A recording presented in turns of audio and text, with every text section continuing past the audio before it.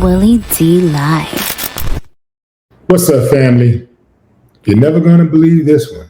This comes straight out of the book of Step and Fetch It, Shuck and Jive, Bootlicker, Clown. Family, we got a country in Africa who is calling for the United States to extradite Congresswoman Ilhan Omar. Yeah. I want you to check out this article in Yahoo News. Say the word. African territory tells Trump administration it will extradite Ilhan Omar after Vance claims. Oh, yeah. A small East African territory has told the Trump administration it would willingly assist with the extradition of Minnesota Democratic Representative Ilhan Omar after Vice President JD Vance accused her of committing immigration fraud.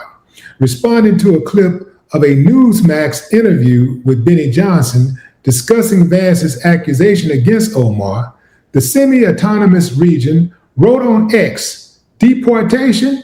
Please, you're just sending the princess back to her kingdom. Extradition? Say the word." Johnson, a prominent MAGA influencer, interviewed Vance over the weekend and raised allegations of widespread fraud among the Somali community in Omar's state. Whipped up earlier this year by conservative YouTuber Nick Shirley before turning to the Congresswoman herself. The president and the White House have been out saying that she married her brother. That there is immigration fraud going on here, Johnson said. These are deportable, denaturalization offenses. Can you give us an update on that? The vice president answered, yeah. So we actually think that Ilhan Omar definitely committed immigration fraud against the United States of America. And I talked to Stephen Miller about this actually recently, and we're trying to look at what the remedies are. That's the thing we're trying to figure out is what are the legal remedies now that we know that she's committed immigration fraud?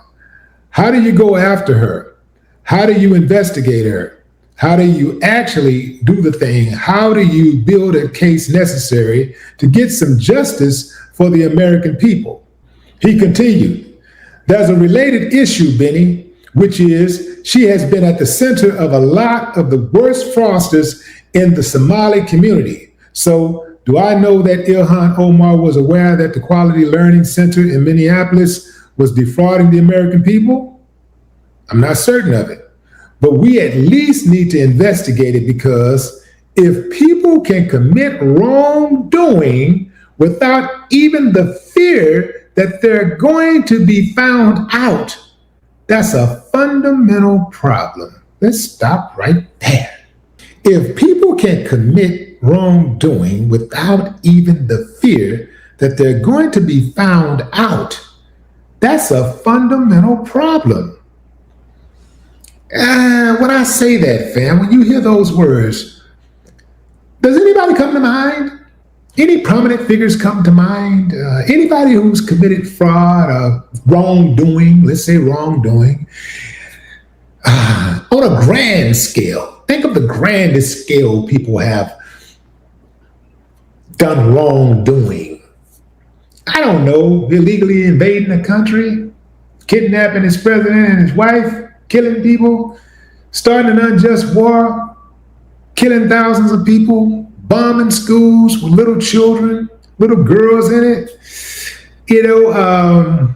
How about, being discovered in the files in the biggest sex scandal in the history of the country?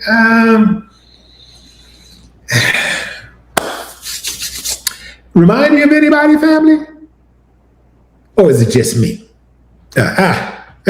Anyway, let's get down. Let's get down here. I want to read something to you down here. Watch this.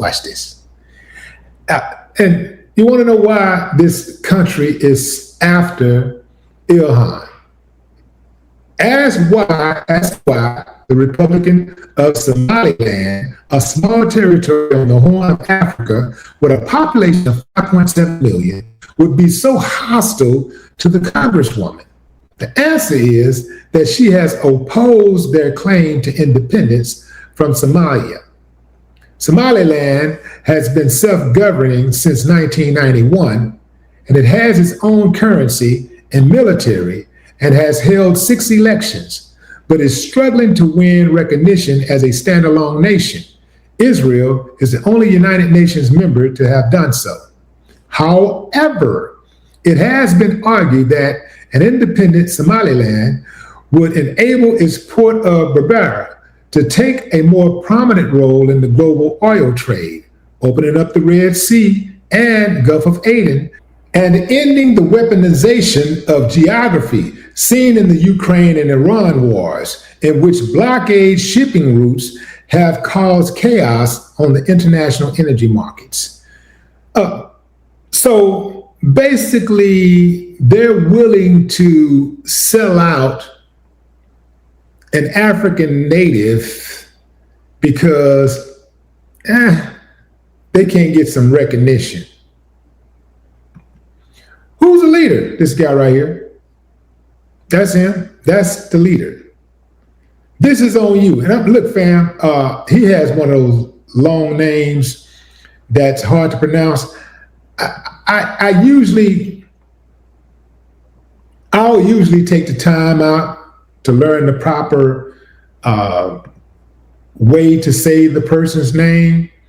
But in regards to this guy, I decided that I wasn't going to show him that respect. So I'm just going to call him Muhammad Abu Ladabaduba.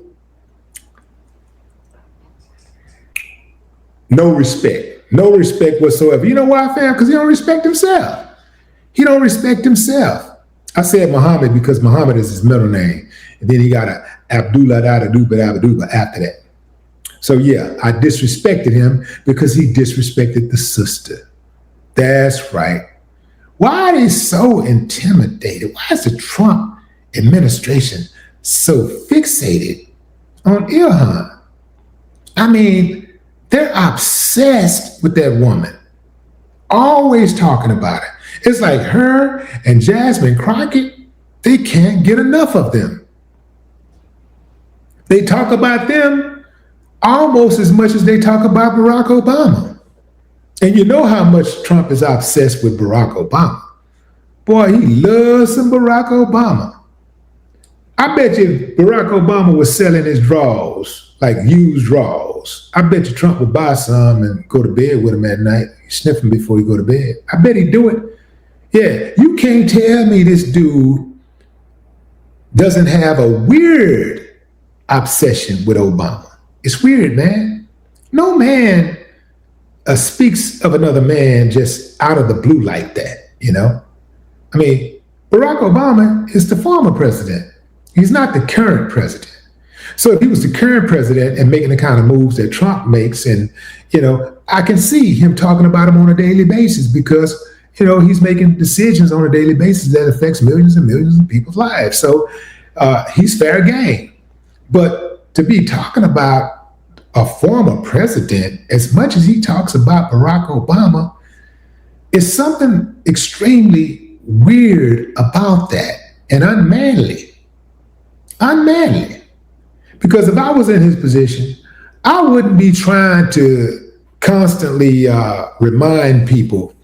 I wouldn't be trying to constantly remind people of the old guy. There's a new sheriff in town, and that's me, Willie D. And I'm doing things differently around here. Yeah. And guess what? Taking accountability is a strength, not a weakness. And I wouldn't have a problem admitting if I was wrong about something. I think people can relate to somebody being wrong, and admitting, you know what, man, that's a good quality, because a lot of people like to circumvent responsibility. They don't want to be held responsible for nothing, but they want the credit for everything, right? That's Trump. He wants praise and credit for everything, but accountability for nothing. No more talk.